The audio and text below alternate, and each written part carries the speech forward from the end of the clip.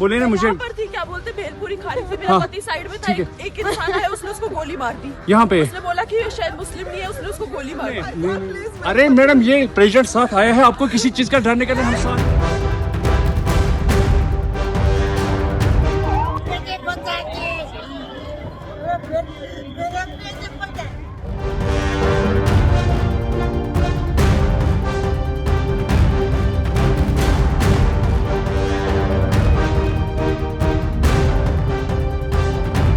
ஜம்மு காஷ்மீரின் பஹல்காம் பகுதியில் சுற்றுலா பயணிகள் மீது நேற்று தீவிரவாத தாக்குதல் நடத்தப்பட்டுள்ளது.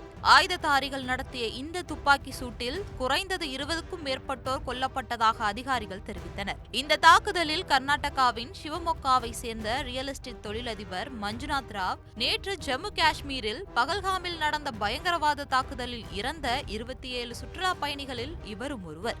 4 நாட்களுக்கு முன்பு விடுமுறையில் தனது மனைவி பல்லவி மற்றும் மகன் அபிஷேயாவுடன் காஷ்மீருக்கு ராவ் வந்திருந்தார். செவ்வாய்க்கிழமை காலை முந்தைய நாள் பள்ளத்தாக்கில் மேகமூட்டம் ஏற்பட்ட பிறகு அவர்கள் நலமாக இருப்பதை ஒரு வீடியோ பதிவாக பதிவு செய்தனர். இருப்பினும் சில மணி நேரங்களுக்கு பிறகு பயங்கரவாதிகள் கண்மூடித்தனமாக துப்பாக்கி சூடு நடத்தியதில் அவர் உயிரிழந்தார். இப்பகுதியில் நடந்த மிக மோசமான நிகழ்வு இது. பிரூரில் உள்ள மாம்கோஷின் மேலாளரான பல்லவி உதவி கோரி தனது அலுவலகத்திற்கு போன் செய்து தனது கணவரின் மரணம் குறித்து உறவினர்களுக்கு தெரிவித்திருந்தார். PU தேர்வில் 98% மதிப்பெண் பெற்ற தங்கள் மகனின் வெற்றியை கொண்டாட குடும்பத்துடன் காஷ்மீருக்கு ஒரு நிறுவனம் மூலம் சென்றதாக உறவினர்கள் செய்தியாளர்களிடம் தெரிவித்தனர். தனது கணவரின் உடலை வீட்டிற்கு கொண்டு வர கன்னட தொலைக்காட்சி சேனல்களின் உதவியை நாடிய பல்லவி பள்ளத்தாக்கில் தனக்கு ஏற்பட்ட துயரத்தையும் பயங்கரவாதிகளுடன் தனது சந்திப்பையும் விவரித்தார். நாங்கள் விடுமுறைக்காக இங்கு வந்தது எங்களோட பெரிய துரதிர்ஷ்டம்.